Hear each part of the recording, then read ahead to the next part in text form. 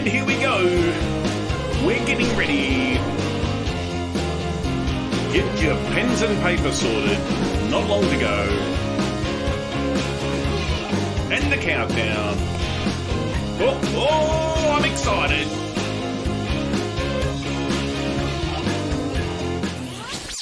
Welcome back to another episode of the Get Events Online show. I'm your host, Warwick Merry. And of course, as you very well know by now, I am indeed a triple certified. That's right, I am a triple certified individual. I am a certified speaking professional, and I'm also doubly certified as a certified virtual presenter through a couple of international organisations, which is very exciting. What that means for you is that I know what I'm talking about, and what I have to offer is in fact of value. So today I wanted to talk to you about setup. When it comes to doing a whole lot more online events, people have different setups, and there's the holy trinity of things you've got to get right for your setup. So I wanted to talk about those and go over some of what the simple things you can do to make sure that your setup is gold. So we're going to talk about that. So why is it important? Your message won't get heard if your setup's not right. So by the way, with this live stream, maybe you know someone else who's excited by it. Maybe you know someone else who needs to know about setup. This is where you tag them. Wherever you're watching, be it on YouTube, be it on Facebook, be it on Periscope, tag them, share it, host a watch party, do whatever you've got to do. Because we're going to be talking about what are the key things you've got to do to have a great setup which makes you more engaging, makes your message a lot more palatable to be received, and helps you be just a whole lot more comfortable with what you're doing. So there's a few things that I want to go over today. So as I say, it is the holy trinity of things that you need to get right. So let's just launch straight into it. So the key thing is, I'm going to save the best to last because there's one key element that just outshines above everything else. But when it comes to the visual medium that we have, one of the key things that you want to get right is, of course, your lighting.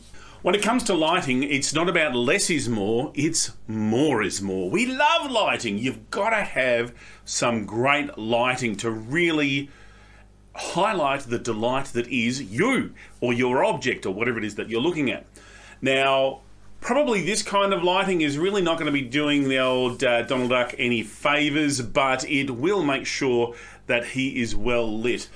So a couple of things about lighting. Number one, natural light. Natural light can be good. If you've got some strong natural light, that's fantastic. The challenge is, if you've got a day that's got beautiful lighting and then a cloud goes past, depending on your camera settings, you will find things just sort of go dark and then go light again. So sometimes it is good to supplement that lighting. Now you want to make sure that your light has a spread. It's sort of a flood of light. So there's a couple of things that you can do. Again, by the way, when it comes to setting up, I'm a big believer in using what you've got. You can spend a ton on lights. You seriously can. There are some amazing lights out there, but for $1,000 a piece, they'd want to be. Use what you've got. Now, I just happen to have some lights from a couple of years ago where I've been doing some videos at home, so they're really nice, broad spread lights that have a nice filter in front of it that just spreads everything everywhere. It's called a box light. So it works really nicely for me. You can see it's lit up my face, it's lit up the back of the room. It's a nice common blend of light. Here's another sort of light that you can get. Oh, just bend over here. Oh.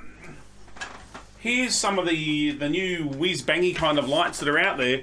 Just some cool little LED lights like this one. I think this is a Yongnuo YN300 Air. And look, it's a really good light. It's not plugged in. Hang on, I'll plug it in. This is called preparation, people. So it's going to give me some good spread. And whoa! So this is what happens if you have light too close. It casts weird shadows.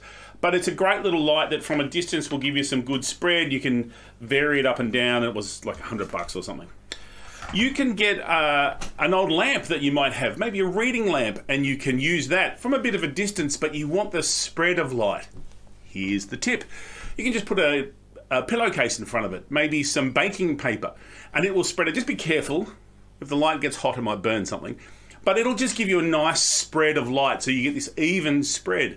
So you can do that kind of thing. I've known other people have just gone down to the local store and bought a shower screen, sort of a white, what's the word, translucent screen, so when the light hits it, it just spreads more. You could do that kind of thing.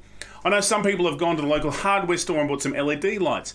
Be careful. There's a little trap for young players there. You've got to make sure that your camera is set to the same frequency as your electricity. Because often what will happen is if you've got, here in Australia, we run on 50 hertz, 50 cycles. So if your camera is shooting, say, 60 frames per second, it's going to be out. So you'll see these weird lines coming up. So if you have an LED like a floodlight in your garage or something that you want to use and you see the lines, change your camera frame rate and you might find that'll fix it. So just be aware of that. So basically, more is more. 3-point lighting is a thing you might want to consider. Go to YouTube. I'm not going to cover it today because you've got to go through it in detail and I don't have the setup. But 3-point lighting is good. That's where you have a key light and then a highlight and then a backlight. So that's the kind of thing you could do as well. So 3-point lighting. In this kind of scenario here, I sometimes will use a bit of a coloured light for a feature. So let me just turn that on for you. And this is one of those whiz bang. Oh, see that little bit of light coming on in the background? It just adds a bit of interesting and gets you a bit of light around your shoulders, etc. What you'll find is this is just it's an LED light that's got Wi-Fi, so I can control it from my phone. It's a bit funky. You can change the colour for branding of whoever you're interviewing, talking to, whatever you're doing, your own brand, that kind of stuff. So that's lighting. So we've talked about lighting. But yeah, more is more. So just do some test shoots. I've got to tell you, test shoots make all the difference. All right, so lighting. Next thing I want to talk about is your background. What is it about the background of the setup? Now, for me, you might see, I've got a bit of a plane, bit of a bookshelf. Out of shot, there's a lot of stuff just shoved in the bookshelf. But in shot, some of my books that are all nice and pretty, a little award that I got, pot plant, and you'll see other stuff out there. You could have a virtual background, and some do, so you can have a background like this. So you could use this kind of background and appear in front of it. So using the magic of green screen technology, you could have a green screen with a digital background and you're in front of it going, oh, we're here at the empty warehouse and we're sending everything out the door. All things must go. Whatever you're doing. But you could have an appropriate background. So if you are using a green screen, and this is what it looks like without the green screen, without the image. See, it's just a green screen. A bit of a green poplin cotton will do. You can buy the green screens on eBay, wherever, your local store. There's pull-up green screen. There's a whole raft of options when it comes to green screen. That's the kind of thing you can do.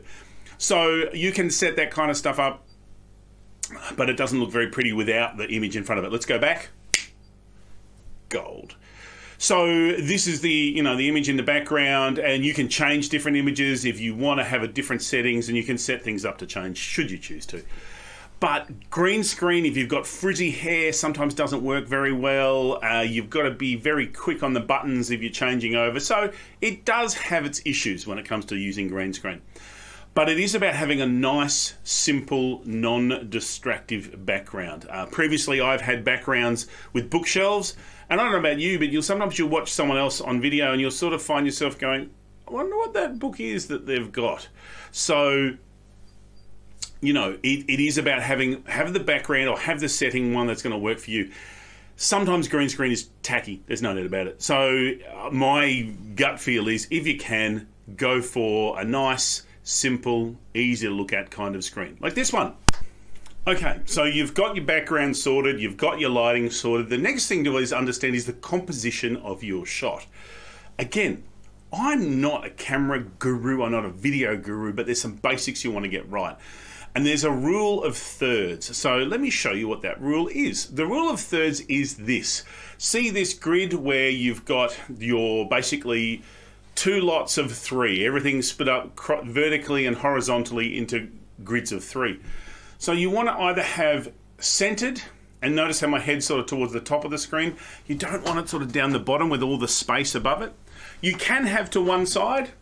This can be good if you're leaving space here for demonstrating something, or because I've got the bookshelf there, I could be on this side and talking to you, and there's balance in what I'm presenting.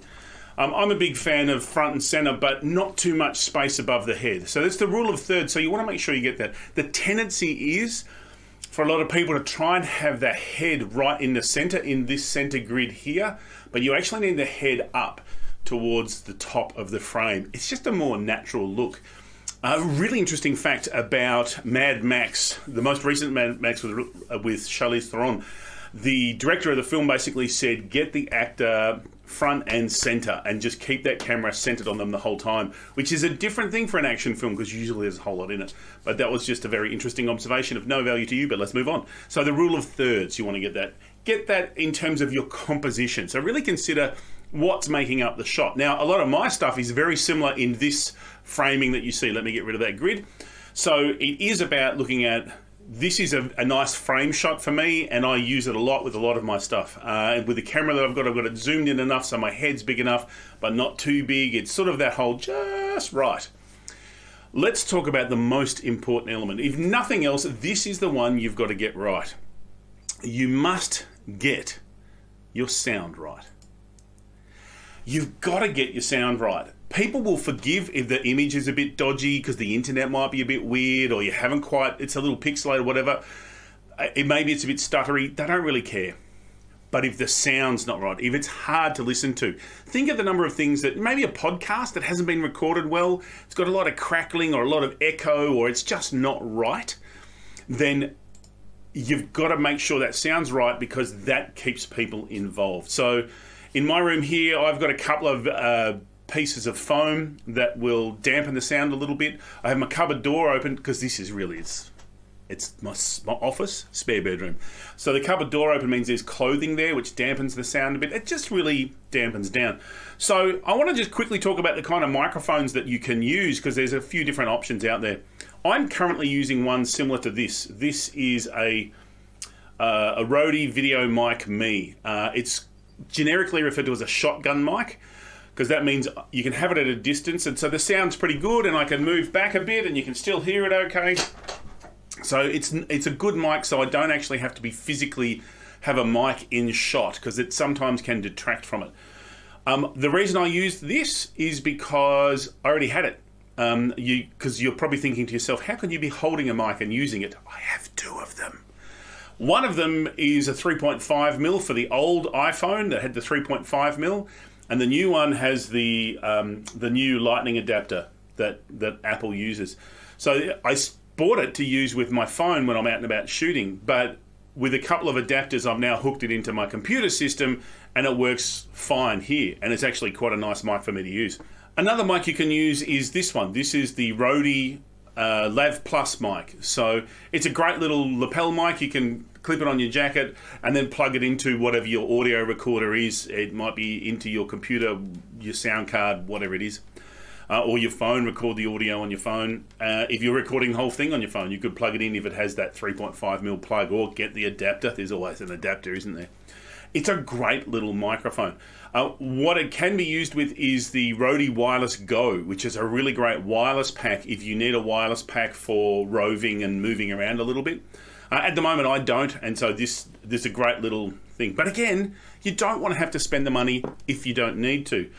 A perfectly serviceable microphone that does a really good job is this one that came with your phone.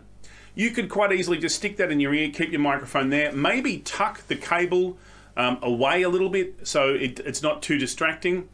But, you know, just beware if the microphone's rubbing on clothing, you'll hear it. But if you need to hear, you can use that. If you don't need to hear, you know, you might be able to hook it up somehow. I'm not sure. But they're not a bad little microphone. They'll pick it up good enough. Again, use what you've got. Now, some people will talk about Blue Yetis or, you know, Shure SM58s, and if you're a muso, you'll have plenty of mics around. Just consider the whole room. It's not just the microphone. People say, what's the best microphone? It's not just the microphone. You've got to look at what sound dampening you need, what sort of background noise there is. If you live near a freeway, if you live near something, typically someone's going to mow the lawns whenever you're recording. So take into account the whole sound impact. And you might find somewhere where you can record what you want to do and minimize the impact of extra sound using the gear that you've already got. It's just an option, but get the sound right. It's worth it's worth foofing around a little bit. And that's a technical term. It's worth foofing around to get your sound right, because the sound is what makes all the difference. So the holy trinity that we've covered today, I really wanted to talk about, is your lighting. Make sure you get your lighting right. Your scene, be it the combination of your composition and your background, get that right. But most importantly, get the sound right. If you can get those three sorted, and it really doesn't take too much to sort of get those sorted, then you're going to find the videos that you create are a far more enjoyable experience. So if you're part of an event, so let me frame this up. When you're doing an event, you want the shot to be really good of you, so you need to make sure you've got those things so people can focus on the message that you're giving. Because at the end of the day, the shot really doesn't matter, it's the message. So you want to make sure the shot is not detracting from the message. It's not blocking the message. You want to be able to transform your message and transmit your message through your online event, and that's being done with great sound, great lighting, and a great composition and shot setup. I hope that helps you with your next online event and what you're setting up to stream. If I can help at all, get in touch. The best way to get in touch, as always, is jump on the website, reach out to me, and happy to help you with any of the thoughts and advice that you may well have. You've been listening to the Get Events Online show. It's been fun being here. A little bit different this week. I've done something a little bit different, something technical, weird and wonderful in the background. The recordings of this will be available wherever you're watching it right now, but also I pop it on my website as well. So if you're interested, you've missed the first bit, you can watch the high quality version on the website and reach out and get in touch if I can help. Otherwise, I look forward to your company next week. Next week, we're going to talk about something completely different. And I'm saying that because I'm not quite sure what it is, but we'll find out. It'll be awesome. So maybe I'll put it here as to what we're talking about. You know, this is the joy of technology. Anyway, Warwick Merry, the Get More guy, thanks for being with me. It's been a whole lot of fun. Reach out if I can give you some further information. Thanks very much.